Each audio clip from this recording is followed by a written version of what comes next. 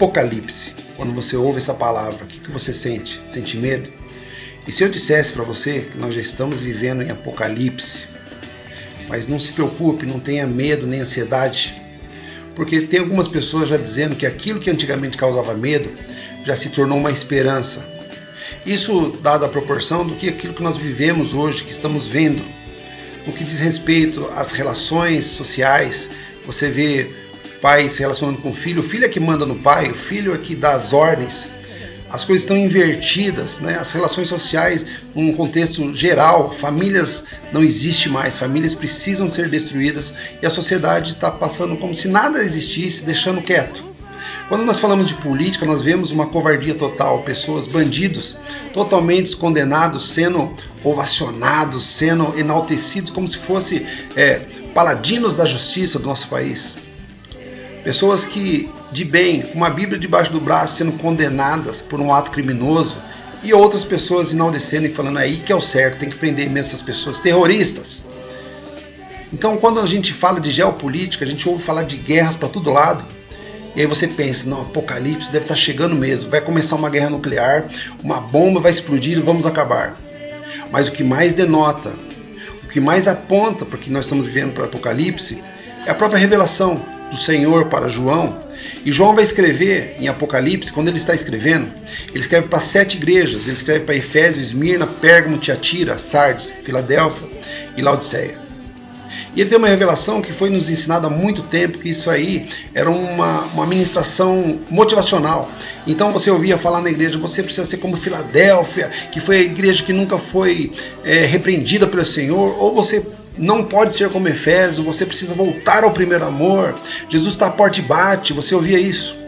Mas isso é muito mais. Quando o Senhor revela a João, ele está falando de uma questão temporal, ele está falando de um momento que as igrejas viveram e estão vivendo, e é um momento que a igreja viveu, a igreja de Efésio, por exemplo, viveu de 30 a 100 anos depois de Cristo.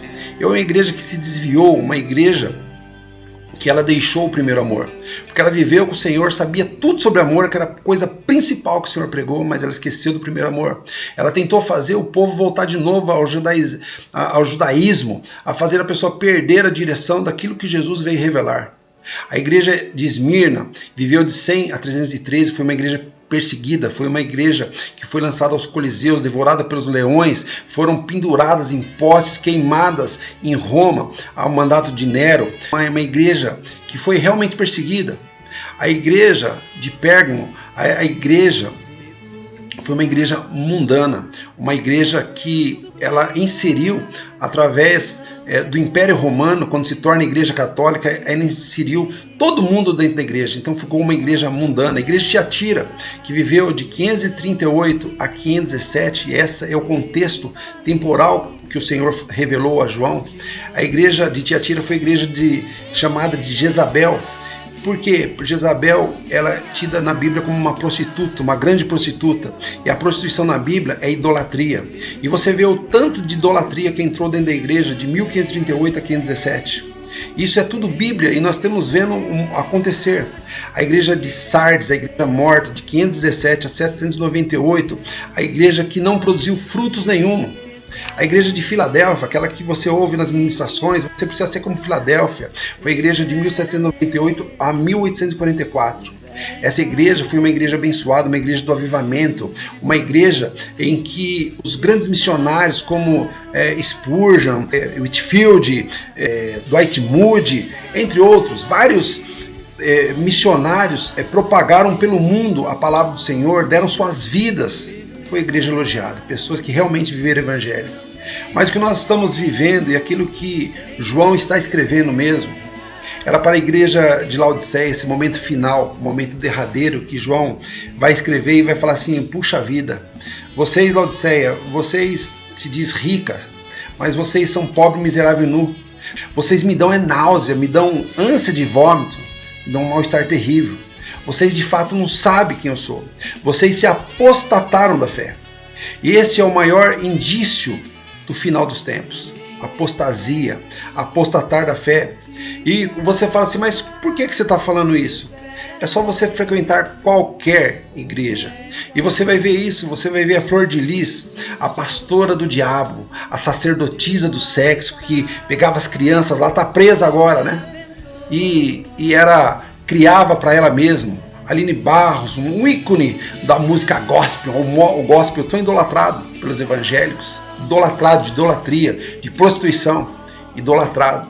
Vai lá cantar no carnaval, não para evangelizar, não, para ganhar dinheiro mesmo, e muito dinheiro. Você vê esse culto a esses pequenos usurpadores do poder do rei, Vitória Souza, esse menino aí, Miguel, não sei das quantas, e o pessoal vai, o pessoal lota. É a igreja que se apostatou. Então você vê que estamos chegando no final, porque quando todo mundo se apostatar mesmo, que a igreja for embora, você vê a igreja tentando se judaizar de novo. Grandes igrejas com mega shows pirotécnicos, né? Igreja cheia de gente vazia. Porque aquilo que nos enche, que nos completa é o próprio Cristo. Então não se assuste com o final, mas eu só posso dizer uma coisa, você vê que nesse momento, quantos escândalos a gente vê, e olha, não vem justificar não, que mas eu sou católico, na minha igreja não tem nada. Tem sim, tem muitas coisas. A igreja católica fez muita coisa durante muito tempo, e não passou nada batido. Ela fez a grande inquisição, venda de indulgência, e tantas coisas, pedofilia que corre solta nas igrejas até hoje. A igreja A, a igreja B, na minha não tem nada, tem muita coisa que é judaizante que você está fazendo, e toda vez que você está judaizando, você está negando o sangue de Jesus. Você está negando o favor de Jesus. Ele fez uma única premissa, e a principal. Ele falou assim: aquele que crê em mim e for batizado será salvo, mas quem não crer, esse será condenado. Eu falo sempre pro meu filho que um dia eu vou morrer, e pode ser daqui a 1 minuto, ou daqui a 1 segundo, ou pode ser daqui a 100 anos, eu não sei quanto. Isso cabe a Deus. Mas uma coisa eu sei, que eu sei em quem tenho crido. Eu sei quem eu criei é no Filho de Deus, que veio à terra, morreu e ressuscitou. E ele me fez uma promessa: se eu cresce nele, um dia eu seria ressuscitado também, junto com ele estaria. E é nisso que eu creio. Eu falo para meu filho: creia só em Jesus. E isso que ele disse: quem crê em mim será salvo.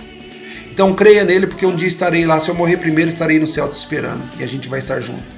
Eu quero que todos vocês que estão ouvindo isso também creiam no Senhor, que é o principal. Não creia no seu pastor, não creia na sua igreja, na sua denominação, no seu político favorito. Creia apenas no Senhor Jesus, aquele que morreu e deu a vida por nós. E através dele seremos salvos. E nos veremos todo dia junto na glória com o Senhor. Até o próximo vídeo.